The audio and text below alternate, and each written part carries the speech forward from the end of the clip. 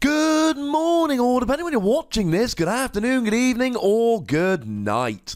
My name's Ross, and as always told, out of Voice Radio. So today, we are looking at a couple of new promo cards, which are going to be coming out as Gym Challenge cards in Japan. We are looking at a few of them at the moment, though sadly, these are the last two to talk about. We've already gone through the others. The good news is, we do know how they're being revealed and released outside of Japan.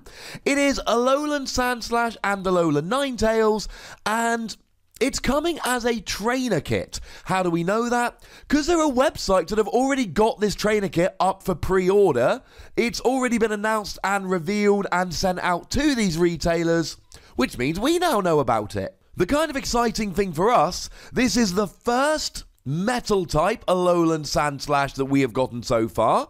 We've had a couple released, but they are both Water type. And it is the first Fairy type Alolan Ninetales. We've had a couple of those released, but they've all been Water type so far. So, Pokemon that were only Water before are now alternate types, and you will notice that one hits the other for weakness. These trainer kits are designed to help people learn how to play the game, and completely unofficially, I would highly recommend these because you know what? They are actually pretty sweet. I bought the Excadrill one because I love Excadrill, and I did teach, I think, 3 people to play using that trainer kit. So, you know, just leaving it out there. So what do they do? Let's start with Alolan Sandslash. It is a metal Pokemon, so do remember that you can use a Dalmise here to do a little bit of extra damage with those Pokemon, which is quite nice. And you've got Registeel to accelerate energy if you so wish. And then, of course, you've got Mount Coronet that allows you to grab your metal energy from the discard back into your hand. And soon we're going to have Metal Frying Pan, a tool that takes away weakness and reduces damage done to you by 30. Ladies and gentlemen, it's quite a good time to be a metal Pokemon. And I suppose I should mention Magnezone as well because, you know, Magnezone. Who wants energy? You can have as much as you like. 120 HP is kind of annoying because there's a bunch of Pokemon out there like Zoroark GX, like Golisopod GX that hit 120. 130 would be so much better. Retreat cost of 2 is the worst in the game. Weakness to fire is a little bit of a pain with Volcanion running around. But I suppose at least you have a resistance to Psychic for things like Garbodor, which is very much coming back into fashion. So the basics here don't look terribly good. What about the attacks? 1 metal energy, 20 damage. This is the epitome of uninspiring. It's just meh. It's not terrible. It's not garbage, but it's just meh. It's just not fun, ladies and gentlemen. It's just not fun. No secondary effect, no nothing. It's just not great. The second attack is at least slightly more interesting. 2 metal, 1 colorless energy, 80 damage, heal 30. Again, it's fine. I mean, if you add a choice band on here, you can fall 10 damage short of getting a 1-hit KO on a Gardevoir, which is really annoying because if you're playing a metal Pokemon at the moment, at least you're hitting weakness on Gardevoir, which is still seeing a fair amount of play. But here, well, no. You're just not doing much good. I mean, with a choice band, you hit 220, you don't get a KO. If you have to use a Dalmise and a choice band to get a KO on a Pokemon that's weak with 3 separate energy attachments, that is not exciting. Now, okay, you've got Magnezone to accelerate energy here, and you've got Registeel to accelerate energy. But even so, you can't use double colorless energy. This is expensive. This is just not a good card. And it's a stage 1. I would be underwhelmed if this was a basic Pokemon. Now, the good news is the artwork is beautiful. The bad news is literally everything else about the card. I'm giving it between 1 and 2 Wassies. We don't give half Wassies. That would, of course, be barbaric. It's rare that I give a score that low. But just play Registeel.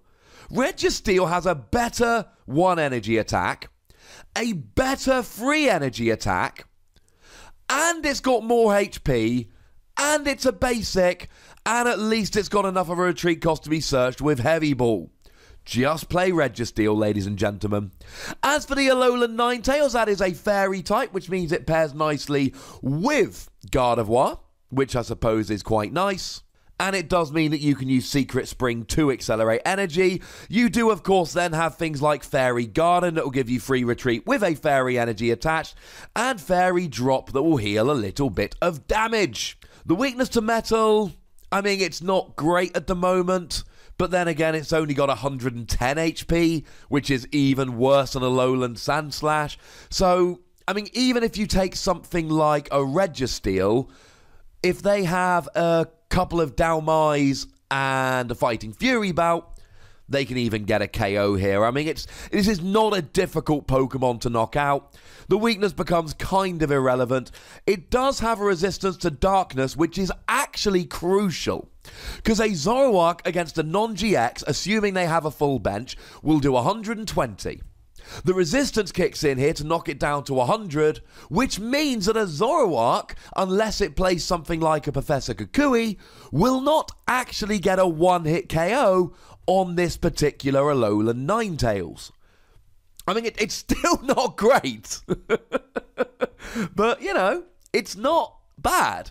You know, at least, it's got a good resistance. And it's got a retreat cost of 1, which is quite low. So at least it's got a better resistance and a better retreat cost than Alolan Sandslash, if nothing else. But let's have a quick look at the attacks here. Double Colorless Energy, 30 damage. Meh. I mean, there are much better attacks to use a double Colorless Energy for, to be perfectly honest. How about Alolan Ninetales GX, which for a double Colorless Energy does 50 damage to any of your opponent's Pokemon? That sounds like an awful lot better. Second attack here, Fairy Colorless, 80 damage, flip a coin. If heads, you do 40 more. Again, we've got a really awkward attack cost here, though you do have Gardevoir and the Secret Spring ability, as previously mentioned.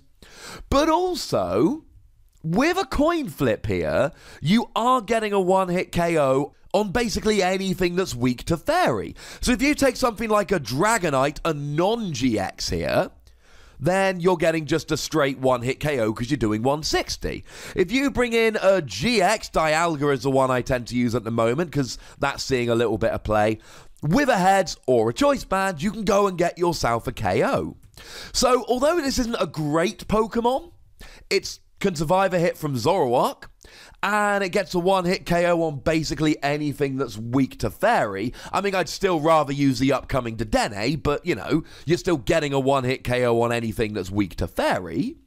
And there are at least a couple of things to like about this Alolan Ninetales. The other thing, of course, I should mention is that although Alolan Sandslash is seeing no play, Alolan Ninetales is.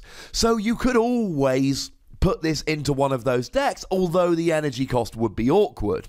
The other thing is, although it is a Fairy Alolan Ninetales, you've still got the ridiculously good Alolan Vulpix, which for 0 energy searches 2 Pokemon and puts it into your hand, and being a water Pokemon can be searched out with Brooklet Hill, so you've at least got a good Alolan Vulpix here, if nothing else.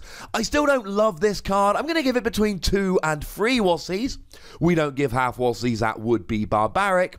It's a non-GX that gives up 1 prize, can take a hit from the best Pokemon in the game, and KOs anything that's weak to it. It's not great, and I ain't going to sit here and pretend it is.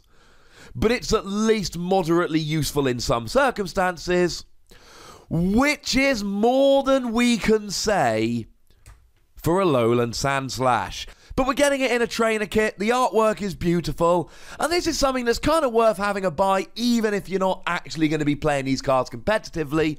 I'm a big fan, but ladies and gentlemen, that's just me.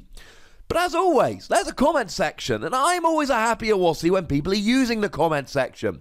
Tell me what you think about either of these cards. Can you find a great use for either of these cards? Have you ever bought one of these trainer kits? Have you ever made use of it? Have you ever taught anyone to play using it? I want to hear all of your stories, so let me know, like I said, in the comment section. Go nuts!